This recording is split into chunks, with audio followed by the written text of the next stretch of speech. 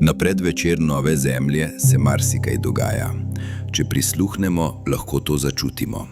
Govori se o rojstvu tako imenovane 5D nove zemlje, ne kot bega iz resničnosti, temveč kot notranjega premika, trenutka, ko se zavest razširi in se začnemo bolj polno zavedati sebe, drugih in sveta, v katerem živimo.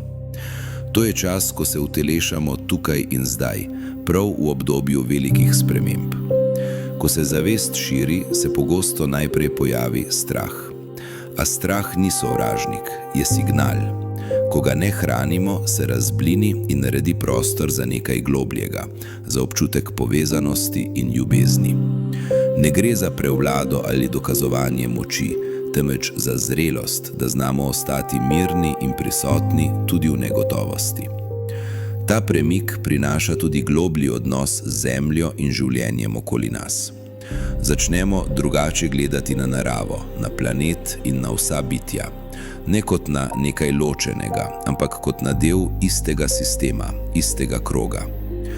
Življenje postane večplastno, bogatejše, manj ujeto v stare miselne programe strahu, ločenosti in nadzora.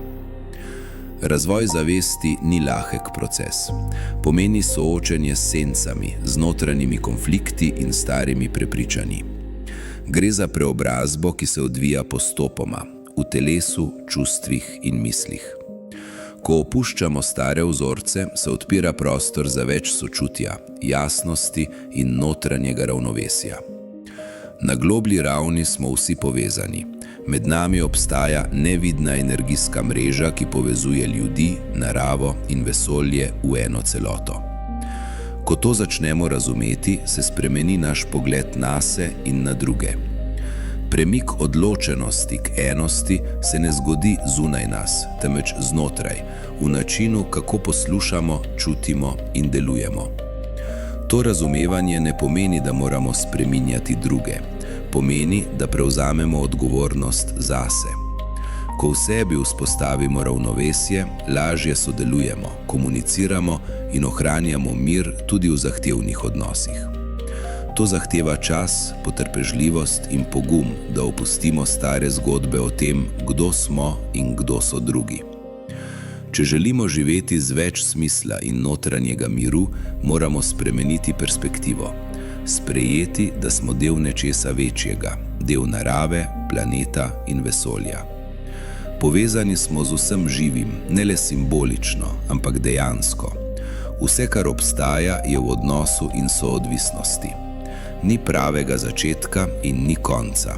Energija ne izgine, le prehaja iz oblike v obliko.